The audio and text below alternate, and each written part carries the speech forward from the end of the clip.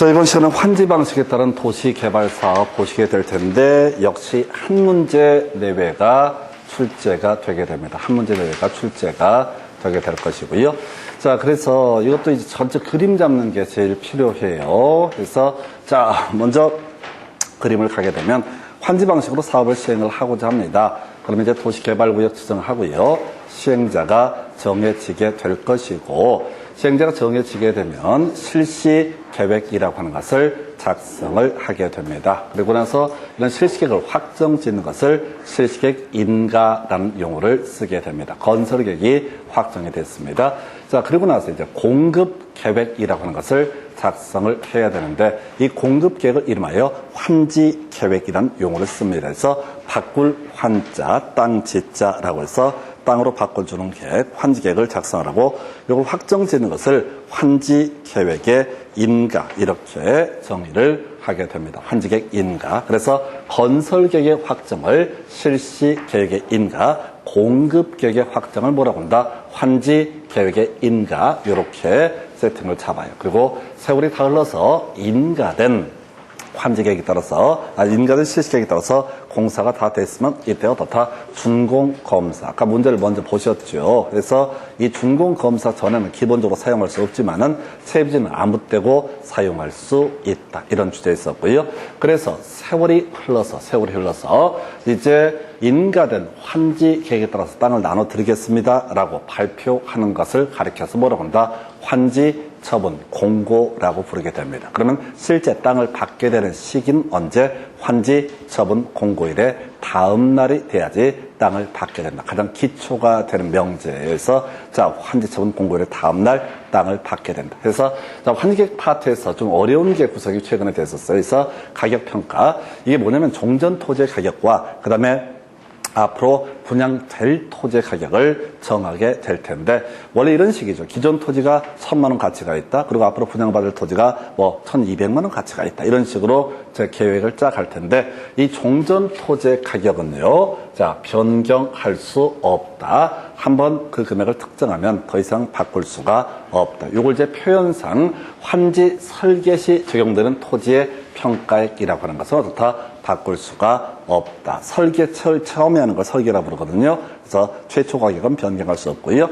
그 다음에 환지 후는 어떻다? 변경할 수 있다. 라고 되어 있죠.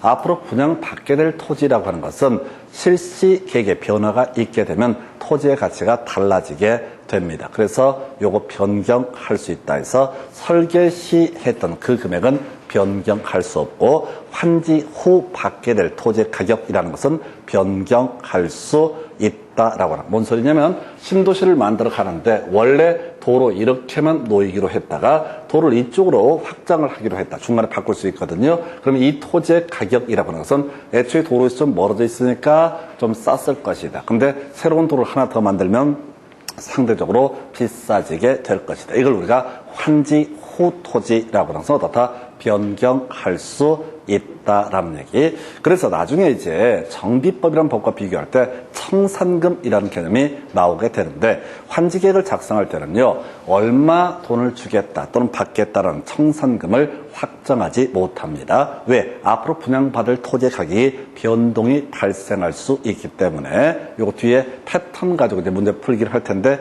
일단은 제일 어려운 주제 이 얘기. 자, 환지 설계 시 그 토지 가격은 변경할 수 없고요. 한번 정해버리면. 자, 그 다음에 이제 환지 후 토지의 이 가격은 당연히 어떻다? 변경할 수 있다. 두 번째 이슈. 자, 환조시, 보조시. 그냥 공식 외워서 대입하는 문제가 되게 됩니다. 그래서 토지 부담률 얘기를 해야 되는데, 이런 식이죠. 도시 개발 사업, 환지 방식을 통해서 사업을 진행을 하게 됩니다. 그러면 이 토지의 가격이라고 하는 거, 자, 이 토지와 관련해서 이제 환지계획을 작성할 때 필요한 개념이 두 가지. 하나가 토지 부담률이라는 개념이 하나가 있고, 또 하나가 자, 과소 토지라는 개념이 있게 됩니다. 뭔 소리냐면, 자, 우리가 토지 부담률을 예를 들어서 50%로 한다라고 한번 해보겠습니다. 다시요. 원래 도시 개발 구역이 10만 평이야. 그러면 이제 원래 토지 소유자한테 10만 평의 땅을 100% 돌려줄 수는 없습니다. 왜냐하면 도로도 만들고 채비지라고 해서 도시 개발 사업에 드는 비용이 충당하기 위해서 시행자 몫으로도 일정한 토지를 줘야 되기 때문에 100% 줄 수는 없다. 그럼 결과적으로 각각의 토지 소유자가 일정 부분씩 어떻다 분담을 해서 그 토지 부분 100% 돌려받을 수 없는 문제가 발생한다. 그래서 나온 얘기, 얼마나 부담을 하느냐라고 하는 것을 토지 부담률이라고 부르게 될 테고, 평균 토지 부담률 원칙적으로 50% 초과할 수 없다. 그 얘기는 50%는 돌려줘야 된다. 이런 건 시험에 안 나와. 근데 지정권자가 인정하면 60%까지 할 수가 있다라든가, 토지 소유자 3분의 2 이상이 동의하면 이때는 60% 초과해서 정할 수도 있다. 근데 이런 것들은 거의 출제 이슈가 안 돼요. 우선 지금 배울 건 아니고요. 그래서 평균 토지 부담률을 계산하는 방식, 이건 출제위원 입장에서는 죽으라고 내는 문제입니다. 근데 시행 규칙에 숨어있는 문제인데 어쨌든 통계적으로 지금 16년 사이에 3번이 출제가 됐으니까 이건 준비를 하고 들어가. 환조시, 보조시라고 해서, 자, 분모 보니까요, 환지 계획구역 면적이라고 하는 것이 나와 있죠. 그 다음에 여기서 조합원 시행자가 소유하게 될 면적하고요. 그 다음에 뒤에 공공시설 면적 나와 있죠. 시행자에게 무상으로 귀속되는 공공시설 면적. 이게 무슨 의미인지 알 거 없어. 문제에서 다 주니까 숫자를 해서 환 빼기 조와 시를 빼야 되고요. 그 다음에 자, 분자값은 보류지 면적이라고 하는 거에서 조합원 시행자가 소유하는 면적과 그 다음에 시행자에게 무상으로 귀속되는 공공시설 면적을 두 개를 뺀 값. 그래서 그냥 환조시, 보조시 그냥 이렇게 외워놓게 되면은 그냥 계산 문제 딱 떨어지게 됩니다. 그래서 이게 지금 16년 동안 3번, 7년 동안 1번인가 구성이 되던 것이 환조시, 보조시라고 하는 거. 얘기가 좀 까다로워, 이 파트가. 자, 그 다음에 이제 좀 쉬워지는 얘기를 해 보겠습니다. 그래서 환지계획의 작성 방법에서, 자, 땅에서 땅으로 주는 걸 뭐라고 한다? 평면 환지. 땅에서 아파트로 주는 걸 뭐라고 한다? 입체 환지. 그래서 도시개발 사업을 하는데 기존의 환지 방식인데 땅 갖고 있는 땅으로 주면 이걸 평면 환지. 그 다음에 자, 아파트. 이걸 이제 이런 구분 건축물이라는 용어를 쓰게 되죠. 그래서 자, 우리가 이제 민법 공부하실 때 구분 건축물, 집합 건물 또는 구분 건물이라는 용어를 쓰게 되는데 좀 쉽게 얘기하면 아파트로 분양하는 방식을 뭐라고 한다? 입체 환지. 기본 정의 한번 출제가 됐었는데 큰 이슈는 되지 않습니다. 자, 그리고 나서요. 자, 이제 경우의 수를 이제 보게 될 텐데, 자, 평면 환지라고 하는 거. 경우의 수가 이런 게 있어요. 먼저 증환지와 감환지라는 개념이 있다. 이건 듣고 버리시는 겁니다. 너무 쉽기 때문에 시험 문제 출제가 안 돼요. 다만 전체 그림상 이해를 하고 들어가야 돼. 자, 어떤 지역의 토지 부담률이 50%다라고 전제를 하고 과수 토지 최소 50평보다는 커야 된다라고 전제를 하고 보겠습니다.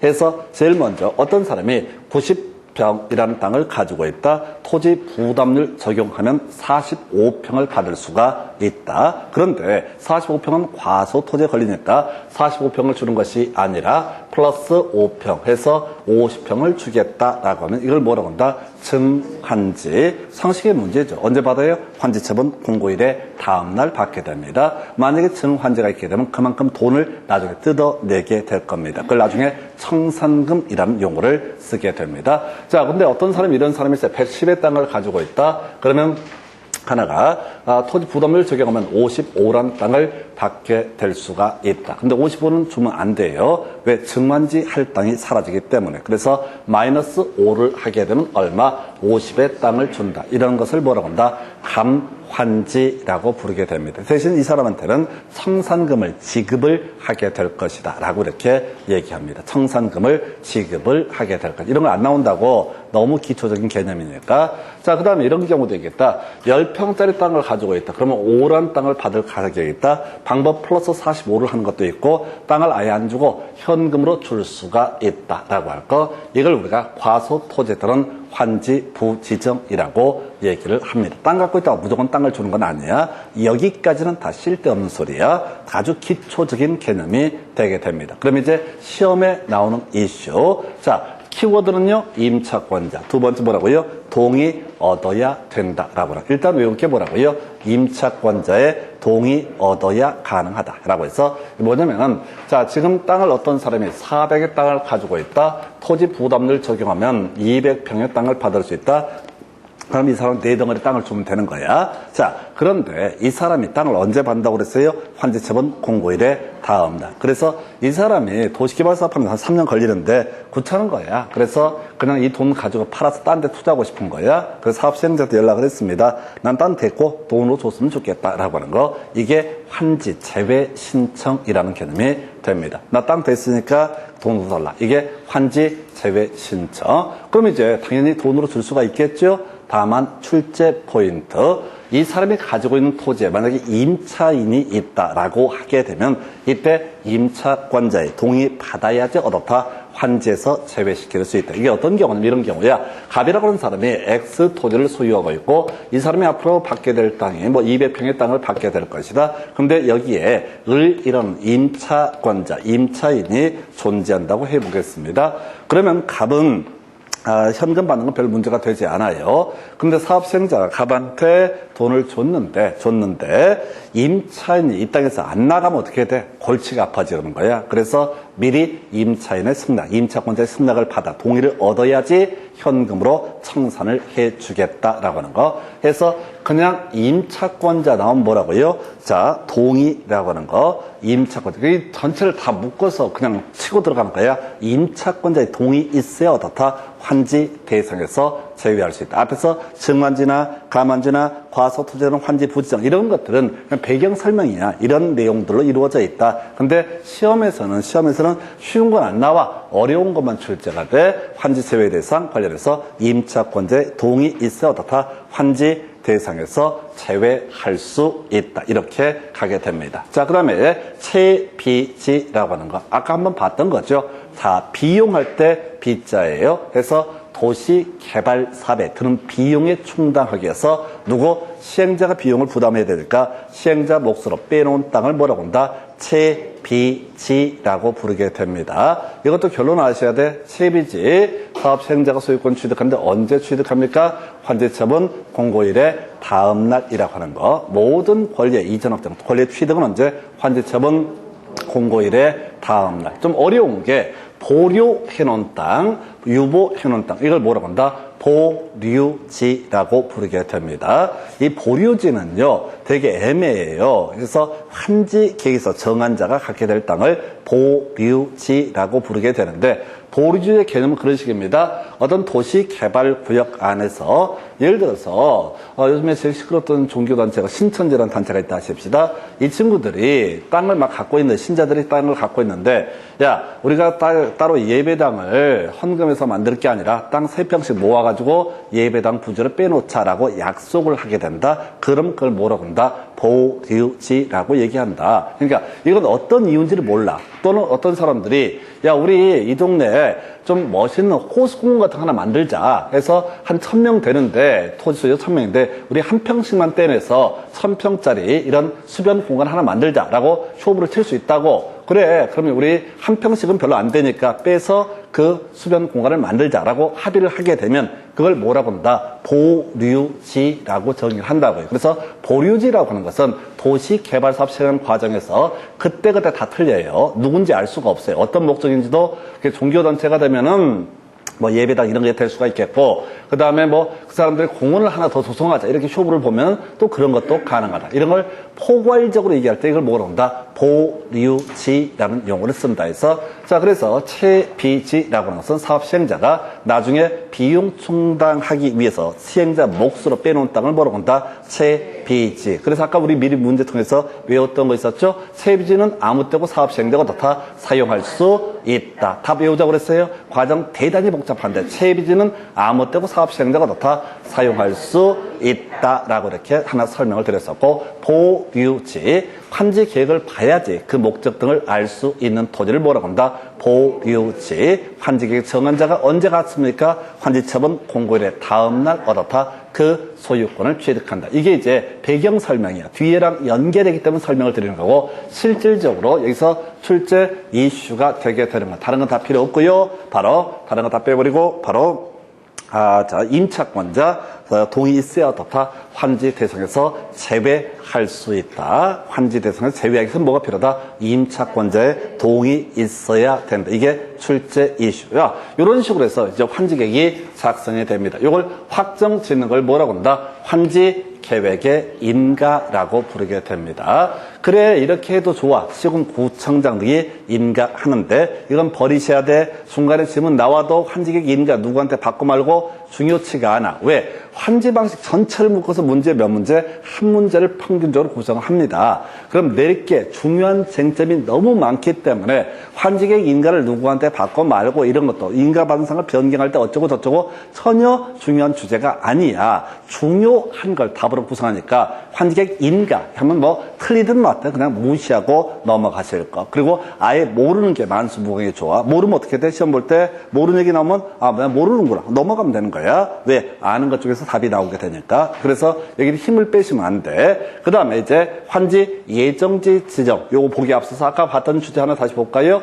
자, 사업 시행자는 채비지 어떻다? 그냥 사용할 수 있다. 허가 없이도 어떻다? 사용할 수 있다. 아까 설명드렸던 주제. 그 다음에 환지 예정지 지정을 설명을 드릴 텐데 얘 거의 안 나와요. 거의 안 나오는데 얘를 이제 설명을 드려야 되는 게 없다가 오른편이 되는 거야. 우리 앞에서 겸할 수 없다. 그거 오른편. 없다인데 오른편. 특이한 케이스 있었고요. 또 없다가 오른편. 자, 설명드리겠습니다. 도시 개발 사업을 하는데 갑이라는 사람이 소유하고 있는 토지가 A라는 토지고 인가된 환지 계획을 토지가 B라는 토지를 분양을 받기로 결정이 돼 있는 상태입니다. 갑이 B라는 토지의 소유권을 취득하는 시기는 언제입니까? 라고 했을 때 환지처분 공고일의 다음 날 어떻다? 그 소유권을 취득을 하게 된다. 이게 기본이죠? 아까 땅 언제 받는다고요? 환지처분 공고일의 다음 날. 이게 이제 한 2, 3년 걸리거든요. 도시개발 사업 하는 과정이 기본 2, 3년이 걸리기 때문에 이 사람은 이 A란 토지, 지금 환지처분 공고일까지 갑의 소유권 A란 토지에 미치게 될 것이고 환지처분 공고일의 다음 날이 되게 되면은 이때는 B란 토지로 소유권이 옮겨지게 됩니다. 그러면 이제 사업시행 과정이 문제가 되는 거야. 사업시행 과정에서 갑은 A란 토지에다 허가받아서 건축물의 건축 등 할 수 있습니까? 갑은 A란 토지에서 허가받아서 건축물의 건축할 수 있냐고요? 앞에서 공부하셨잖아. 땅 생기고 건물 생기고 나무 생기고 그러면 어떻다? 허가 받아야 된다. 허가 받으면 A라는 토지도 당연히 건물 지을 수 있다고요. 근데 문제는 건물 지으면 뭐해? 환지처분 공고일의 다음 날이 되게 되면 뭘 또 부셔? 왜 부셔 그거를? 뒤에 있는 사람 두고 오면 되는 거지. 이삿짐센터에 먼저 전화를 해봐야 되지. 그래서 이사 좀 해야 될 것 같은데 뭐를 옮기시게? 건물을 옮기고 싶어. 그래서 건물을 못 옮기잖아요. 그러니까 실질적으로 이 기간 동안 쓰질 못하는 거야, 이 토지를.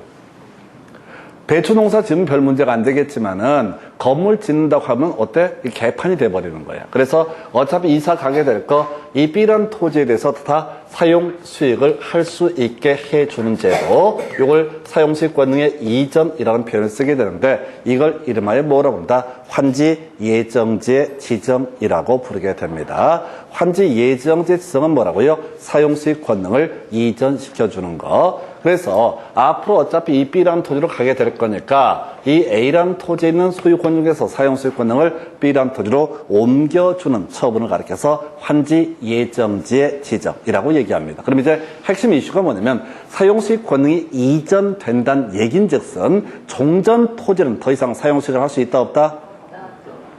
종전 토지는 더 이상 사용 수익을 할 수 있다 없다? 복사가 아니라고 여기도 이용하고 저기도 이용을 하는 게 아니라 이전된다는 얘기는 종전 토지는 어떻다? 더 이상 사용할 수 없다라고 하는 거. 환지 예정지에서만 어떻다? 사용할 수 있고 종전 토지는 더 이상 사용 수익을 할 수가 없다. 그래서 이게 마음에 안 들어. 저를 국회로 보내주시면 내가 이걸 잇따로 법을 어떻게든 만들어서 고치려고 해. 근데 나를 안 보내줘. 그러니까 어떻게 해야 돼? 외우셔야 돼. 없다 중에서도 드물게 옳은 표현 겸할 수 없다. 아까 있었죠? 겸할 수 없다 있었고, 그 다음에 사용 수익을 할 수가 종전 토지는 더 이상 사용할 수 없다라고 하는 거. 별로 안 중요해요. 출제비 몇 떨어져? 얘는 뉘앙스만 아시면 돼. 왜? 지금 10년 정도 역사에 지문 두세 개밖에 안 나오니까 그냥 환지 예정지라는 게 이런 게 있겠구나 정도로 보시면 충분합니다. 한편 채비지 용도로 환지 예정지가 지정된다. 그럼 채비지는 사업 시행자 목소의 땅이고요. 이것은 사용 수익뿐만 아니라 처분도 할 수가 있다. 별로 안 중요합니다. 왜? 지문 이 파트에서 이 방대한 내용 5개 뽑아야 된다고요. 내릴 게 겁나 많아. 그러니까 얘들은 다 사이드야. 다시 환지 예정지성은 사용수익 권능의 이전. 따라서 종전 토지는 더 이상 사용 수익을 할 수가 없다. 없다는데 옳은 표현. 패턴에서 어긋나 있으니까 설명드리고요. 채비지 용도로 환지 예정지가 지정되면 모두 할 수 있다. 처분도 할 수가 있다. 이제 하이라이트. 자, 지금 이 파트에서 출제가 되면 절대 틀리면 안 되는 거예요. 그래서 자, 여기서 두 가지 키워드가 나오게 된다. 취득한다, 본다. 나와 있죠?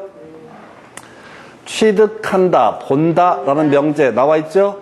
환지처분의 효과라고 해서 제가 타이틀은 다음날 이렇게 붙여놨는데 실제로 이제 공부할 때는 어떻게 가야 돼? 취득한다, 본다. 자, 뭔 소리냐면 권리를 취득한 게 언제라고요? 환지처분 공고일의 다음날, 환지처분 공고일의 다음, 딱 나눠 드리겠습니다라고 발표한 날에 다음날 돼야 어떻다? 권리를 취득한다. 이걸 달리 표현하면 종전 토지와 똑같은 것으로 그 다음날부터 본다. 이런 논리거든요. 문장 보겠습니다. 자, 지금 4개 명제가 나오는데 이것도 다 모든 얘기가 그저 새로운 권리를 취득한 사람. 아까 이런 거 있었잖아요. 갑이라고 하는 사람이 현재 A라는 토지를 소유하고 있는데 인가된 환지 계획을 보니까 B라는 토지를 받기로 결정이 되어 있다. 그러면 갑의 소유권, B라는 토지에 관한 소유권 취득 시기는 언제가 된다? 환지처분 공고일의 다음날. 그래서 이렇게 표현합니다. 환지 계획에서 정해진 환지라고 하는 것은 환지처분 공고가 있는 날의 다음날부터 종전의 토지로 본다. 이 얘기가 다음날부터 넘어간다. 소유권이 넘어간다. 이런 의미가 됩니다. 별로 중요치 않아. 이거 너무 쉬운 지문이야. 두 번째, 모든 권리가 언제? 환지처분 공고일의 다음날 넘어간다고 했었죠? 그러면 종전 토지에 만약에 저당권 같은 게 있었다. 그럼 저당권도 같이 따라가야 되겠죠? 언제? 환지처분 공고일의 다음날. 자, 그래서 이렇게 되어 있어요.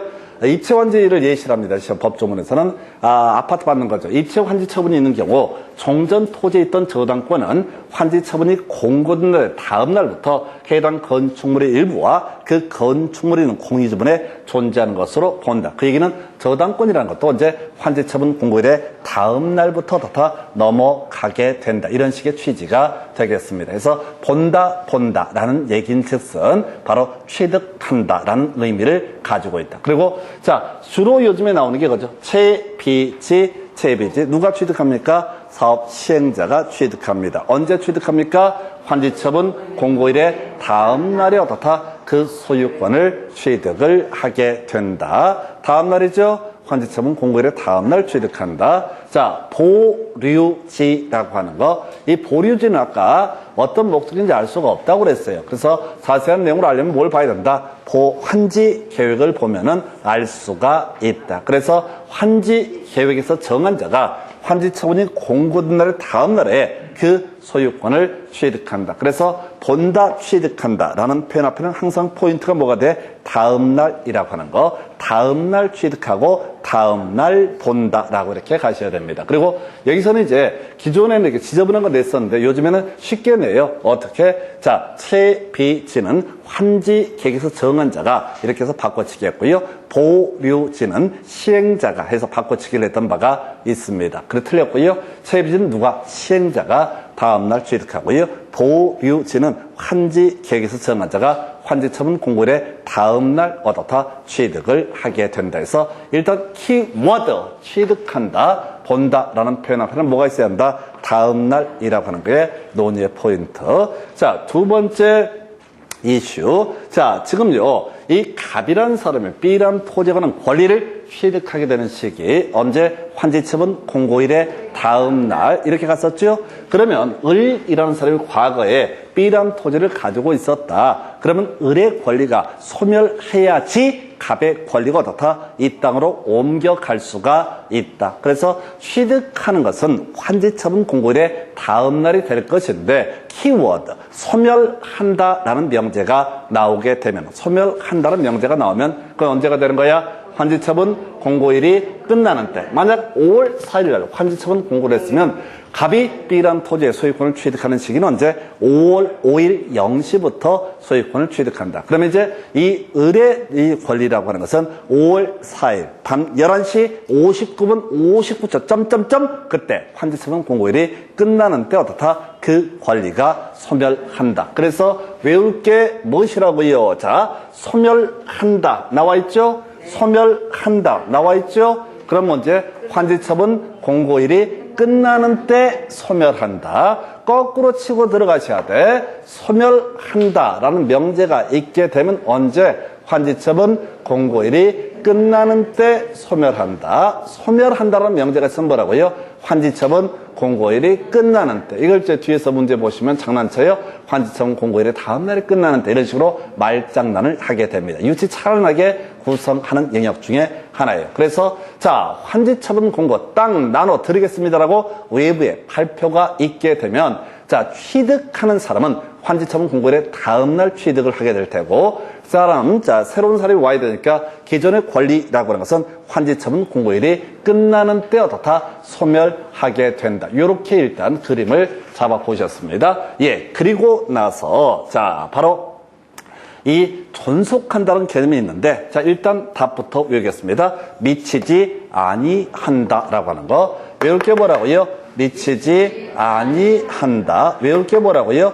미치지 아니한다. 그럼 이렇게 하는 거야. 다음날 취득한다. 그날이 끝나는 때 소멸한다. 마지막이 뭐라고요? 미치지 아니한다. 이게 무슨 얘기냐면 이런 소리야. 갑이라고 하는 사람이 A라는 토지를 가지고 있는 상태에서 인가된 환지계획을 보니까 B라는 토지를 받기로 되어 있고 현재 B라는 토지 소유자는 을이다. 그러면 환지처분 공고가 있으면 갑은 A라는 토지에 관한 권리를 B라는 토지에 관한 권리를 취득할 텐데 언제? 다음날 취득하게 될 것이고 다음날 취득하려면 이 사람, 종전 이 사람의 권리는 환지처분 공고일이 끝나는 때 어떻다? 소멸하게 된다. 지금 뭔 얘기하고 있어? 사건에 대해서 설명을 드렸어. 개인의 권리는 다음날 취득하고 환지처분 공고일이 끝나는 때 소멸한다. 그런데 자, 이 문제의 토지의 용도 지역이라는 거 국토계획 공부하죠? 만약 주거지역이다 라고 했을 때 용도 지역도 같이 환지처분 공고일이 왜 다음날 그 오밤중에 둥둥둥 같이 떠가느냐라고 했을 때 용도 지역 이런 것들은 떠갈 이유가 있다 없다? 없다. 그 토지에 전속하는 처분에 해당하기 때문에 사건은 일단 이전이 되겠지만 자, 공법적 규제라고 하는 것은 딱 옮긴다 옮겨가지 않는다 옮겨가지 않는다. 이걸 이름하여 뭐라고 한다고요? 미치지 아니한다. 틀리게 되면 미친다 해서 미치게 구성을 했던 사례가 되겠습니다. 아니 진짜 그렇게 나온다니까. 실제 위원들이 얼마나 날티나게 문제 구성을 하냐면 중간 문장을 바꿔치기 하거나 그러면 출제 오류 시비부터 복잡한 변수가 발생하니까 이걸 갖고 어떻게 장난친다고요? 미친다, 미치지 아니한다. 이렇게 심플하게 뽑아. 그래서 가십시다.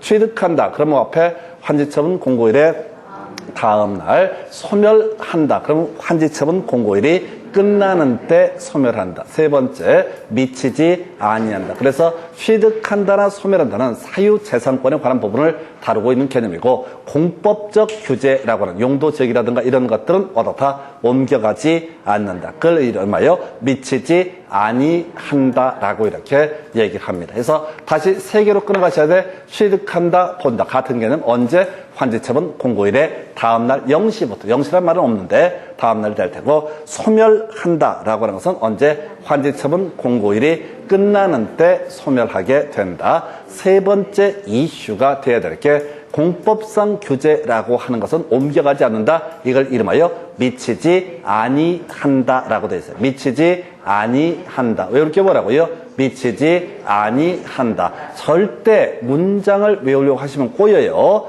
양들이 많아가지고 장난이 아닙니다. 해서 미치지 아니한다라고 할 거 해서 자, 그래서 권리공개 이전 확정 얘기했었고요.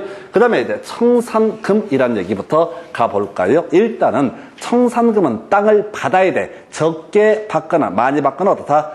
땅을 받아야지 어떻다? 청산금이 문제가 되게 된다. 그래서 청산금 땅 언제 받습니까? 환지처분 공고일의 다음 날. 그러면 청산금이 확정되는 시기도 언제? 환지처분 공고일의 다음 날. 이렇게 가는 거죠. 그래서 이게 기본 구조야. 자, 그런데 이제 현실적인 문제와 관련한 몇 가지를 지적을 하겠습니다. 그럼 스토리가 어떻게 가냐면, 자, 실시객 임가에서 구체적인 건설객이 확정되고, 자, 환지객 임가라고 해서 공급객이 확정이 되고, 점점점 땅 나눠드리겠습니다라고 해서 환지처분 공고가 있으면 그 다음날 권리를 취득하고 그 전에 권리는 소멸하게 될 테고, 자, 점점점 이렇게 간다고 그랬어요. 그러면은 환지처분 공고 있고 나서 쌩 난리가 퍼지게 됩니다. 왜? 청산금을 받아야 될 사람은 돈 받으러 조합에 갈 테고, 청산금을 내야 될 사람은 연락을 끊어버릴 테고,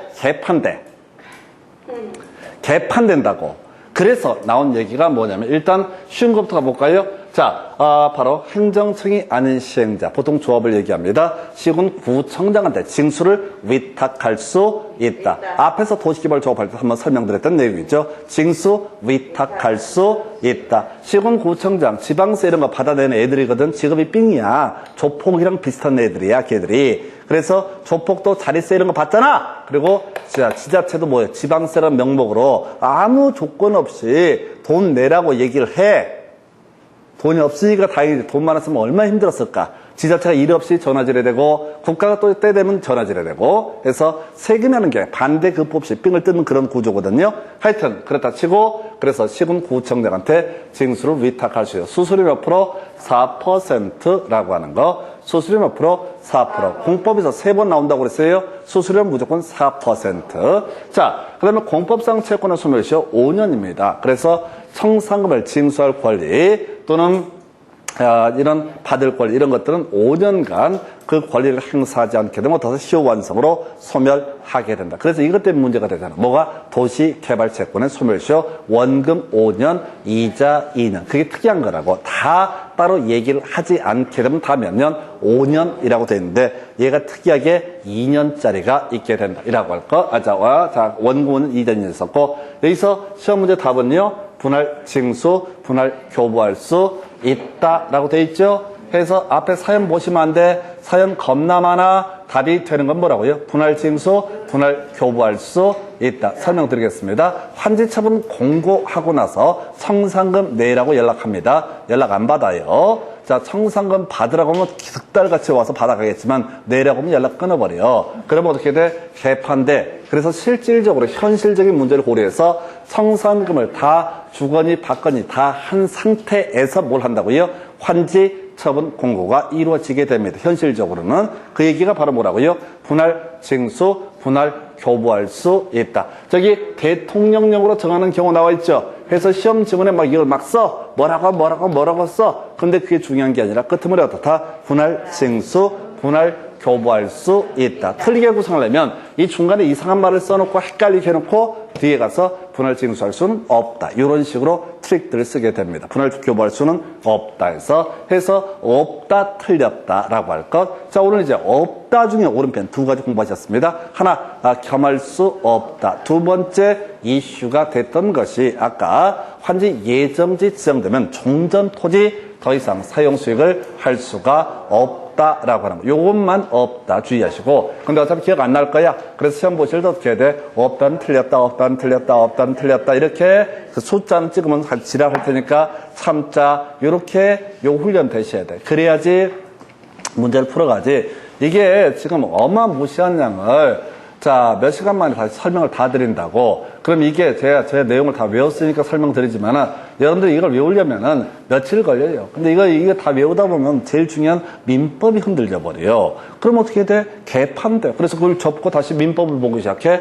좀 민법이 좀 세팅이 돼 간다라는 느낌이 들면 다시 공법이 언제 했었나라는 생각이 들어. 그럼 다시 공법으로 쫓아오게 되면 또 민법이 흔들려. 그 사이에 개론을 안 봐주면 개론도 삐져가지고 공식이 막 개판이 돼버려. 어떻게? 그래서 결국은 잘 찍자. 이게 결론이야. 공법은 계속 제가 설명해 드리지만은 실질적으로 수험생이 이걸 다 외워서 풀기는 너무 힘든 과목. 근데 공법의 특징 중에 하나가 아까 너무 양이 방대하다 보니까 출제위원들은 귀찮은 거야. 그러니까 이거 분할 징수, 분할 교부 쫙 카페 쓴다니까 엄청 길게 써놓고 분할 징수, 분할 교부할 수 없다. 이렇게 살짝 흔들어 버린다. 그러면 수험생들은 지금 분할 징수 교부 사이 그 있다가 이런 게 있었나 이미 공포가 엄습해 오고 뒤졌다. 뭘 뒤지긴 뒤져. 없다. 틀렸다. 이러니까 이렇게 기계적으로 딱딱딱 끊어가시면 공법의 장점이 그거예요. 내용을 알고 푸는 게 아니라 틀 몇 개만 딱 잡아놓고 규칙, 공식에 따라 대입하게 되면 이게 점수가 고득점이 나온다는 얘기는 아니야. 공부를 적당히 하더라도 저 안정적인 점수가 나올 수가 있대서 환지 방식 보셨고요. 문제 다음 시간에 이어서 설명을 드리겠습니다. 오늘 여기까지 하겠습니다. 수고하셨습니다.